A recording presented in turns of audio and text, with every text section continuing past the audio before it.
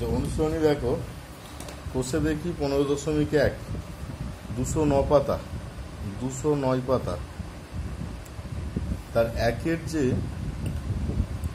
কোষে দেখি আছে একের অঙ্ক, মাসুম ও কেন্দ্রীয় একটি বৃত্ত অঙ্কন করেছে।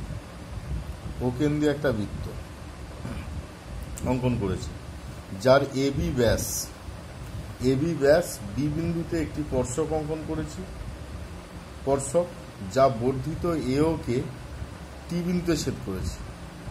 তাহলে বিএটি এর মান নির্ণয় করো। তাহলে এবি ব্যাসটাকে এইভাবে নিতে হবে। এবি একটি জ্যা, আচ্ছা এবি জ্যা, তাহলে এই সাইডে নিচ্ছি এবি জ্যা। আচ্ছা, বি বিন্দুতে একটা স্পর্শক অঙ্কন করেছি যা বর্ধিত এওকে, এটা এও যোগ করা হচ্ছে ও কেন্দ্রীয় বৃত্ত, তো তাহলে এখানে একটা স্পর্শক অঙ্কন করা হয়েছে। স্পর্শক যা বর্ধিত এওকে যদি বাড়ানো হয়, বর্ধিত এওকে টি বিন্দুতে ছেদ করেছে। টি বিন্দুতে বর্ধিত এওকে টি বিন্দুতে ছেদ করেছে। কোণ বিএটি, মানে এই কোণটা, এটা সমান 21 ডিগ্রি বলা আছে। কোণ বিএটি সমান 21 ডিগ্রি। তাহলে বিটিএ এর মানটা বের করতে হবে। এই কোণটা কত? এই কোণটা বের করতে হচ্ছে। ও কেন্দ্রীয় একটা বৃত্ত যার এবি হচ্ছে জ্যা, বর্ধিত এও মানে এ আর ওকে যোগ করে বাড়ানো হয়েছে, যা টি বিন্দুতে ছেদ করেছে। টি বিন্দুতে স্পর্শকটাকে টি বিন্দুতে ছেদ করেছে। তাহলে কোণ বিএটি এর মানটা 21 ডিগ্রি দেওয়া আছে। তাহলে বিটিএ এর মানটা বের করতে হবে। কিছুই নয়, আমরা এমনিতে জানি যে স্পর্শক 90 ডিগ্রি হবে। কার সাথে? ব্যাসার্ধের সাথে। এই যে ব্যাসার্ধটা যদি যোগ করি, ও আর বি যদি যোগ করি, তাহলে ব্যাসার্ধের সাথে 90 ডিগ্রি কোণ তৈরি করে, মানে এটা হবে 90 ডিগ্রি। এখানে লিখব যে ও বি যুক্ত করা হলো,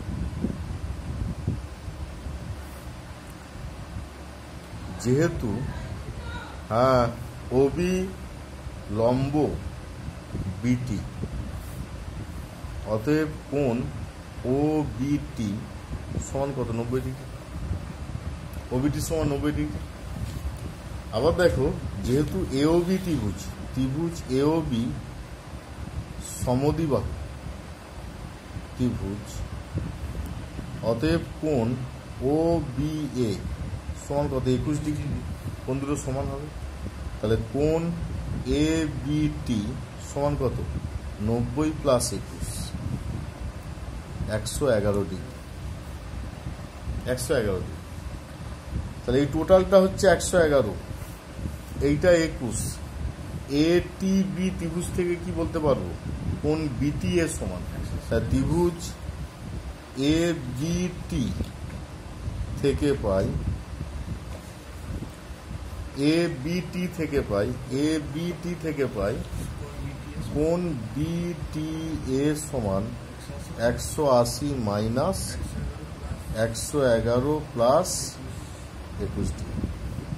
তাহলে 180 মাইনাস 132 ডিগ্রি, বিয়োগ করলে 8, 3 আর 1 4, 48 ডিগ্রি। ঠিক আছে, তাহলে এর মানটা পাচ্ছি 48 ডিগ্রি। হলো। আচ্ছা, দুইয়েরটা দেখো, যে কোনো বৃত্তের XY একটি ব্যাস বলা আছে। এটা একটা বৃত্ত, এর XY একটা ব্যাস,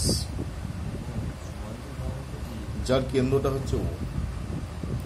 এই বৃত্তের উপর একটা বিন্দু হচ্ছে পি, এই বৃত্তের উপর একটা বিন্দু হচ্ছে এ বিন্দুতে একটা স্পর্শক অঙ্কন করা হচ্ছে,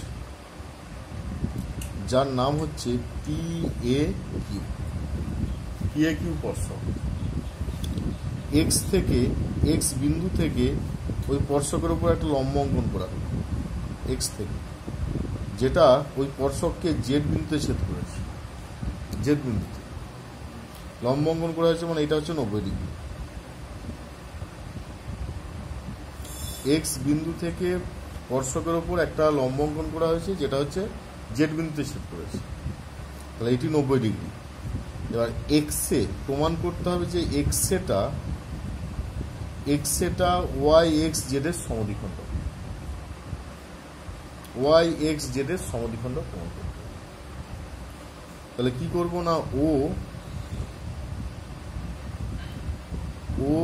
এবং এ যুক্ত করা হবে, ও আর এ যুক্ত করা হবে। অতএব ত্রিভুজ এ ও এক্স এর কোণ ও এ এক্স সমান কোণ ও এক্স এ হবে। আবার ও এ লম্ব পি কিউ বা পি এ কিউ, কারণ কি ব্যাসার্ধ সর্বদা স্পর্শকের উপর লম্ব হয়। তাহলে কোণ ও এ জেড সমান কি 90 ডিগ্রি, 90 ডিগ্রি সমান লিখতে পারি এক্স জেড এ। অতএব জেড এক্স সমান্তরাল এও, জেড এক্সটা এও এর সমান্তরাল। তা জেড এক্স যদি এও এর সমান্তরাল হয় তাহলে কি বলা যাবে, এক্স এটা ছেদক, অতএব এক্স এ ছেদক,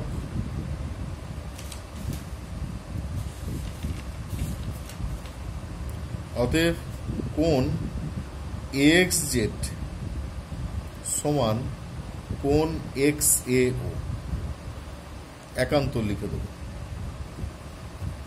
একান্তর। দুটো কোণ সমান। আবার এইটা আর এইটার থেকে আমরা বলতে পারি, কারণ এটা এক্স এ ও কই, এক্স এ ও মানে এই কোণটা এই দুটোর থেকে সমান তো, তাহলে এর সাথে এটা কি সমান হবে। অতএব এক্স জেড সমান 1 নম্বর 2 নম্বর যদি দিই, 1 নম্বর আর এটা 2 নম্বর, 1 নম্বর ও 2 নম্বর থেকে পাই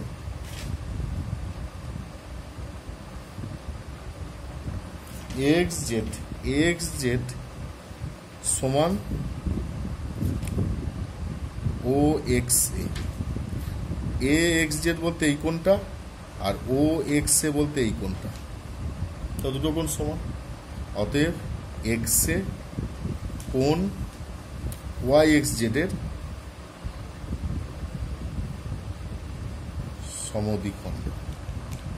ঠিক আছে, বুঝতে পারছি। আচ্ছা, 3-এর দেখো, 3-এর যে প্রয়োগটা আছে, 3-এর প্রয়োগটায় বলেছে একটি বৃত্ত অঙ্কন করলাম, একটা বৃত্ত অঙ্কন করা হলো, ওই বৃত্তের ব্যাস দেওয়া আছে একটা, ব্যাসটা হচ্ছে পি আর। পি বিন্দুতে একটা স্পর্শক অঙ্কন করা হলো, পি বিন্দুতে একটা স্পর্শক অঙ্কন করা হলো, যে স্পর্শকটা এস পর্যন্ত বাড়ানো হয়েছে এবং এই নিয়মটা মেনে স্পর্শকটাকে বাড়ানো হবে যে পি এস সমান পি আর। এই নিয়ম অনুযায়ী আমরা যে এস বিন্দুটা নেব এই নিয়ম অনুযায়ী নেব, পি এস সমান পি আর, পি এস সমান পি আর, এই নিয়ম অনুযায়ী স্পর্শকটাকে বাড়াবো ওপরের দিকে। এবার এস আর কে যদি যোগ করা হয়, এস আর যোগ করার ফলে এস আরটা বৃত্তকে টি বিন্দুতে ছেদ করবে, টি বিন্দুতে ছেদ করবে। পিটি যুক্ত করা হলো বা যুক্ত করতে বলা আছে অঙ্কটার মধ্যে। প্রমাণ করতে হবে যে এসটি সমান আরটি সমান পিটি, এসটি সমান আরটি সমান পিটি, এটি প্রমাণ করতে হবে। এটি প্রমাণ করার জন্য যেটা করতে হবে যে দুটো ত্রিভুজ এখানে নিতে হবে, ত্রিভুজ এসপিটি ও ত্রিভুজ পিটিআর। এই দুটো ত্রিভুজের ক্ষেত্রে বা ত্রিভুজ থেকে পাই এই দুটো ত্রিভুজ থেকে দেখো, এইটা হচ্ছে অর্ধবৃত্তস্থ কোণ সমকোণ, এইটা কারণ অর্ধবৃত্তস্থ কোণ সমকোণ হয়, কারণ ব্যাসের ওপর যখন কোনো একটা বিন্দু থেকে যোগ করা হয় ব্যাসের প্রান্ত বিন্দু দুটো, তখন যে অর্ধবৃত্তস্থ কোণ পাওয়া যায় সেটা সমকোণ। তাহলে সেই অনুযায়ী আমরা এখানে কোণ এসটিপি সমান কোণ পিটিআর সমান 90 ডিগ্রি লিখতে পারি। আবার বলা আছে যে এসপি সমান পিআর, এটা বলা আছে। আর পিটিটা হচ্ছে সাধারণ বাহু, সাধারণ বাহু। তাহলে এর থেকে আমরা লিখতে পারবো যে অতএব ত্রিভুজ এসটিপি বা এসপিটি সর্বসম ত্রিভুজ পিটিআর। খাতার এখন উল্টো দিক থেকে লিখেছি পিটিআর। তাহলে যদি সর্বসম হয় তাহলে এখান থেকে আমরা লিখতে পারি যে এসটি সমান টিআর, এসটি সমান টিআর। আবার দেখো এসপিআর ত্রিভুজের ক্ষেত্রে, এসটি সমান টিআর হলো, তো এটা পেয়ে গেলাম, বা আরটি পেলাম, এসটি সমান আরটি পেলাম।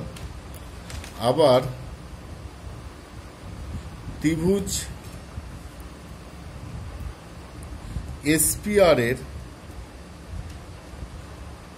এসপিআর আবার ত্রিভুজ এসপিআর একটি সমকোণী ত্রিভুজ।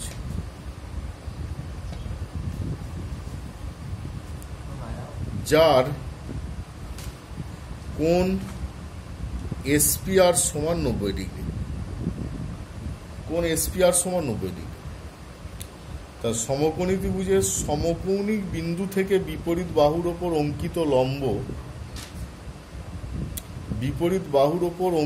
লম্বের দৈর্ঘ্য বিপরীত বাহুর অর্ধেকের সমান। সমকোণী ত্রিভুজের সমকৌণিক বিন্দু থেকে বিপরীত বাহুর ওপর অঙ্কিত লম্ব, মানে অতিভুজের ওপর যে অঙ্কিত লম্ব, তার যে দৈর্ঘ্য সেটা অতিভুজের অর্ধেকের সাথে সমান। এটা একটা প্রমাণ আছে। তাহলে এখানে আমরা বলতে পারবো যে অতএব, কারণ কি এটা হওয়ার কারণ হচ্ছে যে ত্রিভুজটা যদি পরিকেন্দ্র অঙ্কন করা হয়, তা তিনটে শীর্ষবিন্দুতেই যদি পরিবৃত্তটা যায় আর কি, পরিবৃত্ত যদি অঙ্কন করা হয়, পরিবৃত্তটা তো তিনটে শীর্ষবিন্দু দিয়েই যাবে।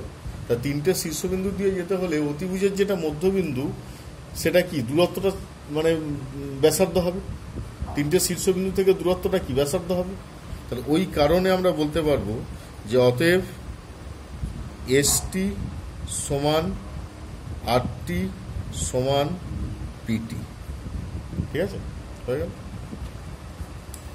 এটুকু লিখলেই হবে, যেহেতু এগুলো এক্সট্রা জ্যামিতি 3 নম্বর 4 নম্বরের ব্যাপার, তো তার ছোটো ছোটো করে লিখলেই হবে। 3 নম্বরের ব্যাপার লেগে গেল। ও তোমাদের এটা হচ্ছে স্পর্শক সংক্রান্ত উপপাদ্যের কোষে দেখি 15.1 209 পাতা, তার অনুশীলনী অঙ্ক। এটা একটা ক্লাস, দ্বিতীয় ক্লাস হবে।